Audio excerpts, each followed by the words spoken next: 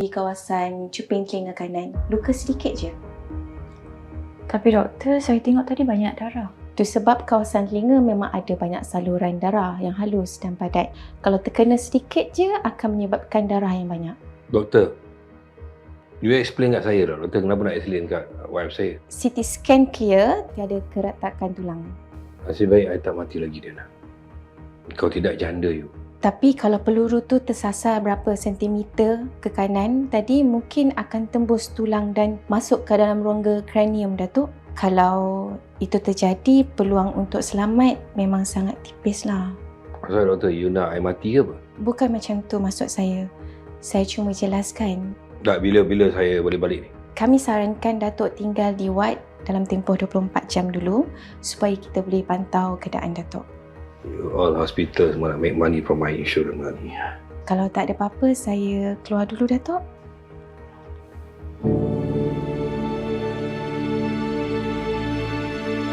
Hey, you nak pergi mana ni? Nak baring jap. I yang kena tembak. You yang nak baring. Saya penat lah satu malam tak tidur. Penat satu malam tak tidur. So, selama ni you dah penat jaga I lah. Sebenarnya, you nak I mati kan?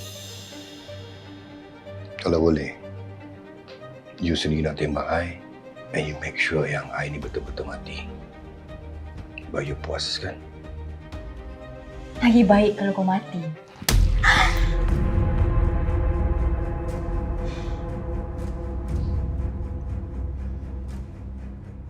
Selama ni kau ingat kau ni hebat sangat kan? Tengoklah, Allah dah tunjuk. Kalau Allah nak tumbangkan kau, macam ni je.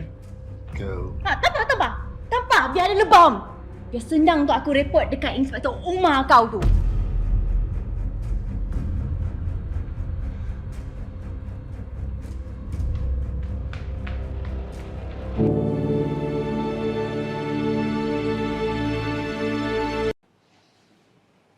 Man, boleh I minta tolong?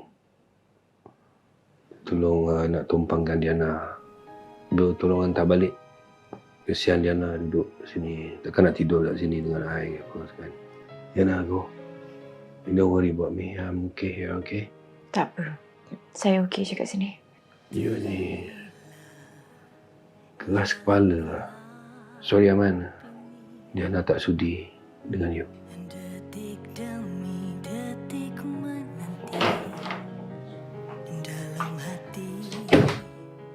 Ini kenapa ni?